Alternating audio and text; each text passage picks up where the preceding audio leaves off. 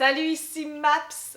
Aujourd'hui, je vous parle du livre Perdition, écrit par Alexandre Vézina.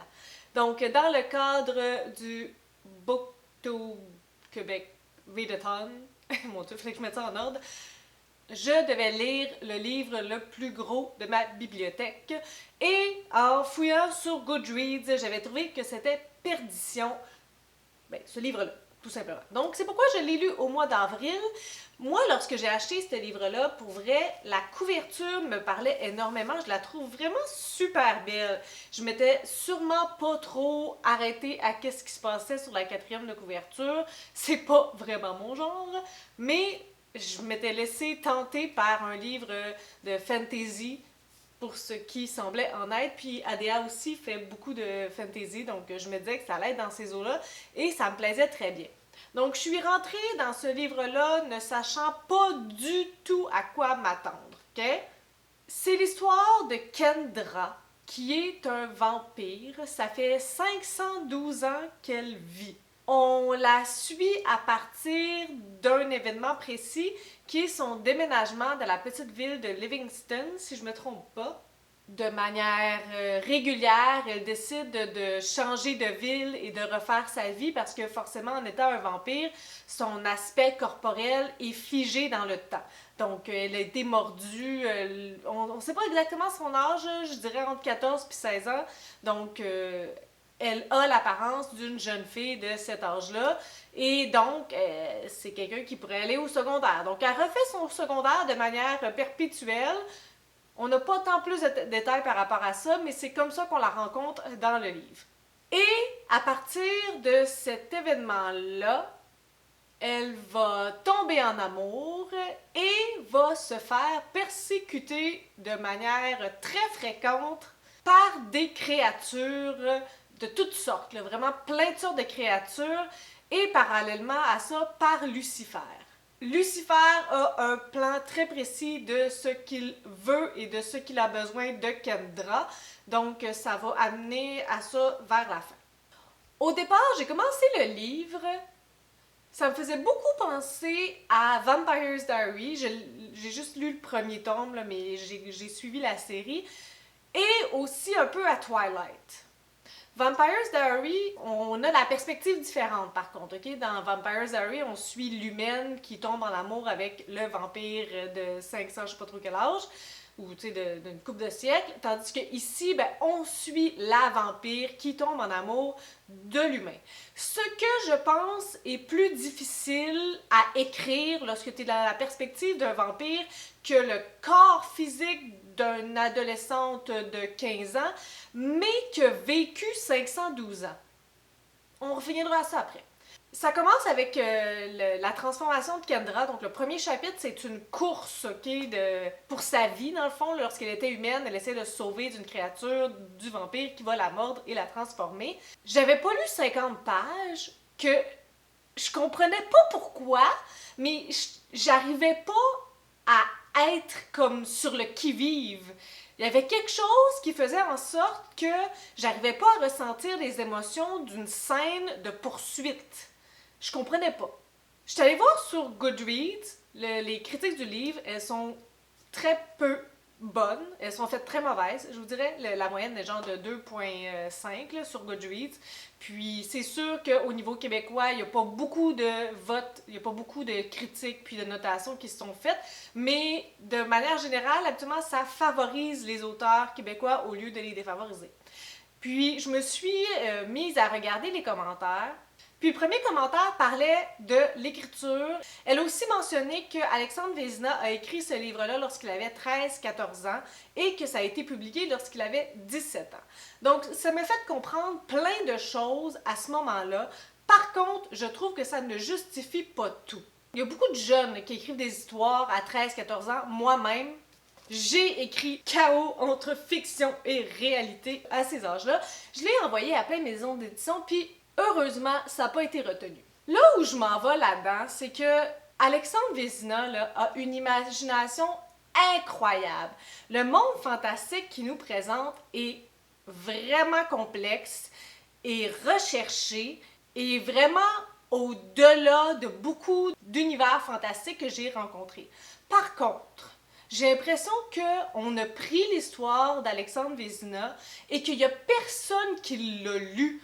J'ai l'impression que Alexandre Vézina a écrit un livre pour lui, mais qu'il n'a jamais pensé pour qui il allait l'écrire. Je me suis posé plein de questions parce que l'écriture, comme je vous disais, il y a énormément d'adjectifs, un vocabulaire élitiste. Donc, il y a beaucoup de mots que j'avais jamais entendus de ma vie. Il y a plein de mots que j'ai googlés parce que je pensais même pas qu'ils existaient, ok? Puis finalement, oui, ils existaient. Alors, on parlait de vocabulaire complexe. Méphistophilique créature. Interdiction néronienne. Vacuité inénarrable. Voix affriandante. Donc, on a affaire à un petit génie qui nous a écrit un roman, ma foi, ambitieux, avec des phrases longues, avec un vocabulaire incroyable. Puis il n'y a comme pas eu de travail pour savoir à qui ça va correspondre. Tout au long du livre, je me disais, qui va lire un livre comme ça? Jeunesse, des jeunes, c'est beaucoup trop laborieux pour eux. Si moi je trouve le vocabulaire difficile, un jeune oublie ça. Les phrases sont super longues, on est dans les pensées du personnage à tour de bras, on est slash philosophique, slash adjectif, à qui ça parle? Puis de l'autre côté, les adultes, mais c'est tellement immature, les pensées dans ce livre-là, les sujets, ces clichés. Alexandre, j'espère que tu regarderas jamais ma critique, là, mais si tu la regardes un jour, là, pour qui as-tu écrit ce livre-là? C'est ça ma question. Tout au long du livre, là, je me posais la question, puis je me suis juste dit qu'il l'avait écrit pour lui. Point. Puis là, avant qu'on me tire des roches, ok, je vais vous donner un exemple de phrase ou que des adjectifs à tous les mots. Ok? Calme-toi, le reprit fermement le lycanthrope originel qui n'appréciait aucunement l'attitude bilieuse de son compagnon irrité à l'égard de son amoureuse indulgente. Ça, c'est le genre de phrase que tu lis tout au long de ce livre-là. Ce livre-là aurait dû durer 350 pages. Juste faire un travail de couper des adjectifs aurait fait une différence immense. Moi-même, rendue à la fin, là, sans m'en rendre compte, c'est ça que je faisais avec mes yeux. Je sautais les adjectifs qui étaient de trop. Je connais la couleur des yeux de la personnage principale, Azur. Pourquoi je connais ça? Je l'ai lu au moins 75 fois. Ça n'a pas de bon sens. Il n'y a pas eu de travail d'édition qui a été fait. Ça se peut pas. Ça se peut pas. Combien de personnes ont lu ce livre-là au complet? Là, je dis vraiment pas ça pour être méchante. Puis c'est vraiment pas mon but non plus. Je dois mentionner quelque chose, par contre, qui est vraiment intéressant. Oui, on passe une grande majorité de notre lecture dans la tête de Kendra, dans ses pensées et dans tout ce que je vous ai déjà raconté, mais il y a deux autres types de passages, des passages d'échange de lettres entre Kendra et sa grand-mère. Je pense que ça arrive 5-6 fois, j'ai beaucoup aimé ça, parce qu'on est beaucoup plus dans la rapidité. On s'éparpille pas partout dans les adjectifs et ça va straight to the point. Les lettres de Kendra à la grand-mère, j'ai beaucoup apprécié. Et il y a d'autres passages aussi qui sont intéressants, qui sont la genèse de tout ce monde fantastique-là. Vraiment fascinant. C'est rare qu'un livre nous explique autant l'univers au point qu'on finisse par vraiment le comprendre. Et il est complexe. On continue pour la parenthèse. Je dois vraiment parler du personnage principal de Kendra. Comme je vous disais préalablement, à mon avis, c'est le point de vue le plus difficile qu'on n'aurait pas pu choisir que d'être dans la tête de ce vampire de 512 ans qui a le physique d'une 15 ans, mais qui n'a pas l'âme d'une 15 ans. Et ça, il y a eu une contradiction dans le livre à deux endroits. Au début du livre, on nous dit que l'âme vieillit malgré tout, puis éventuellement, on nous a dit que l'âme ne vieillissait pas. Donc, j'ai eu un petit problème. Par contre, je m'en fous un peu que l'âme vieillisse ou pas. Ce que je veux simplement comprendre, c'est que malgré tout, Kendra, elle a vécu 512 ans. Elle n'a pas effacé les années au fur et à mesure qu'elle passait. Elle a vécu 512 ans. Après avoir vécu 512 ans de vie humaine sur la Terre, ouais, humaine slash vampire, c'est pas croyable que ce personnage-là soit aussi immature. C'est un des personnages principaux les plus insupportables que j'ai lu de ma vie. Pour vrai, là. J'ai cherché, là. Elle est égocentrique. Tout passe que par elle. Elle est mélodramatique. C'est hype. C'est down. En voici un exemple. C'est elle qui parle là, dans ses pensées. Aucun d'eux ne savait réellement ce qu'était la douleur intolérable du cœur. Aucun de ces humains pitoyables ne souffrait autant que moi. Eh bien, elle est naïve au bout. Ça fait 512 ans que tu vis dans un monde, tu sais, qui est pas tout le temps, là, c'est pas tout le temps easy, là. En tant qu'humain, c'est pas easy. En tant que vampire, ça doit être encore moins. Puis t'es naïve comme ça. Il y a une créature infâme qui est en train d'essayer d'y voler son âme. J'essayais de me remonter le moral du mieux que je pus, et cela marcha. Ben voyons donc, toi. Facile de même. Je devrais essayer. Ce personnage-là, pour moi, là, était complètement off. J'en parle les mots, ça se peut pas. Puis il était tout le temps dans deux types d'attitudes. Je suis en colère, je vais te buter, je vais t'arracher la tête, tout ce que tu dis c'est méchant, toi t'es une mauvaise personne. Puis il y avait l'autre côté de la culpabilité, c'est de ma faute, tout est de ma faute, je devrais plus vivre, je devrais m'enlever la vie, pourquoi j'ai duré ça aussi longtemps. On était tout le temps, ting, colère, culpabilité, colère, culpabilité, colère, culpabilité. C'est vraiment lourd, là. Vraiment, vraiment lourd. Puis on voit qu'Alexandre Vézina a de la capacité parce que Charles est un personnage avec beaucoup plus de nuances. Donc, c'est pas parce que l'auteur est pas capable, c'est qu'il a pris une tangente, c'est que ça n'a pas été aussi réfléchi que ça aurait dû être réfléchi à mon avis. Puis là, c'est sûr qu'en arrivant dans une nouvelle ville, on part dans les clichés à tour de bras. Ça a fonctionné dans Twilight, ça a fonctionné dans Vampire's Diary, ça, on peut attribuer ça à mes goûts personnels et, bah, vous serez pas surpris que ce ne sont pas mes goûts personnels. D'un petit amourette entre une vampire et un humain. J'ai vraiment, depuis quelque temps, le malaise de l'âge aussi. L'humain qui a 15 ans puis le vampire qui en a 512 ans, je sais qu'elle a l'air d'un corps de 15 ans. Mais j'ai une réflexion qui est entamée là-dessus puis que je trouve très malaisante de plus en plus. Comme dans Métamorphose aussi, j'ai eu cette réflexion-là. Métamorphose étant ce livre-là dont la critique devrait déjà être sortie. Et là, dans toute cette immaturité qu'est Kendra, c'est que l'amour, là, elle l'a vu, elle est tombée en amour avec solide coup de foudre.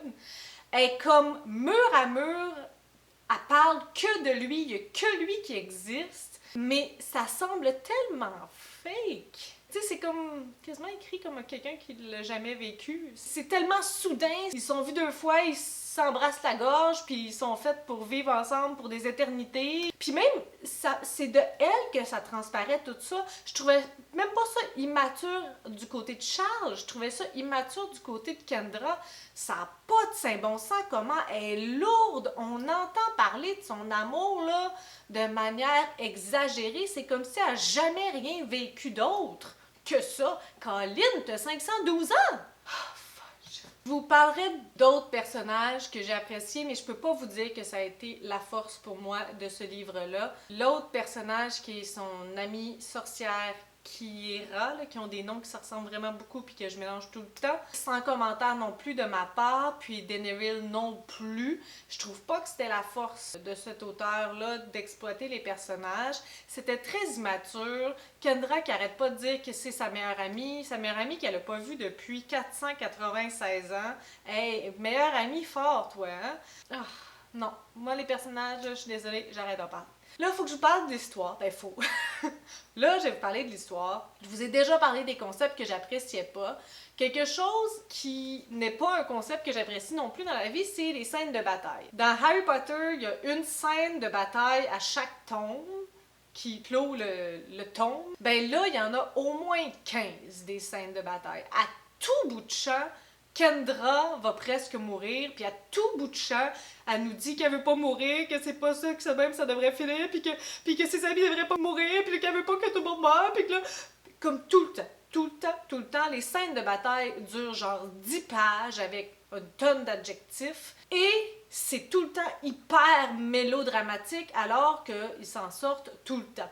Puis si il y a une possibilité qu'ils s'en sortent pas, j'y croyais même pas, parce que je me disais, ça se peut pas, ça fait 14 fois qu'ils survivent à ça. J'étais complètement déconnectée de mes émotions, là. C'était tellement redondant en termes d'action. Il y a une créature qui vient pour tuer Kendra. Ah, je vais mourir, c'est la fin. Ah, finalement, elle meurt pas. Il y a une autre créature qui vient pour tuer Kendra. Ah, c'est la fin, finalement, elle meurt pas. Il y a une autre créature qui vient pour tuer Charles maintenant. Ah, je veux pas qu'il meure. S'il meurt, qu'est-ce que je vais faire de ma vie? Ah, finalement, il meurt pas. Constamment. C'est pour ça que ça dure 730 pages. Ça ne devrait pas durer 730 pages. C'est pas intéressant des scènes de bataille à répétition, ni pour les adultes, ni pour les enfants. À qui s'adresse ce livre? Tu sais, c'est clair qu'on est dans un mode soft fantasy avec cette belle citation: le seul remède contre le mal, c'est l'amour. Mais étrangement, ça me dérangeait pas tant que ça si c'était pas des scènes de combat à répétition. Parce que l'univers fantastique, je le trouvais vraiment intéressant. Puis la tangente avec Lucifer, c'était une des premières fois que je voyais ça. Bon, j'ai peut-être pas lu tout ce qui se fait en fantasy dans ma vie, mais je trouvais que ça donnait une direction différente à quelque chose que je trouvais très prévisible. Donc c'est sûr que je pourrais m'étendre encore longtemps. Il y a beaucoup d'éléments que j'ai pas compris, que j'ai remis en question. L'histoire est vraiment très prometteuse, puis la fin, ça nous promet quelque chose de vraiment plus dark, puis de vraiment intéressant. Par contre, je sais, ou je me doute fortement, que tous les éléments que je n'ai pas aimés par rapport à l'écriture, par rapport au personnage principal, vont être là dans le deuxième tome.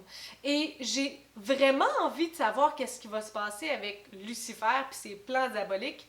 Mais est-ce que j'ai vraiment envie de me retaper une brique de 730 pages avec tous les éléments que j'ai pas appréciés préalablement? Il n'y a même pas de remerciement à la fin de ce livre-là. J'ai fouillé partout, il n'y en a pas. Il l'a écrit tout seul, il s'est auto-édité tout seul.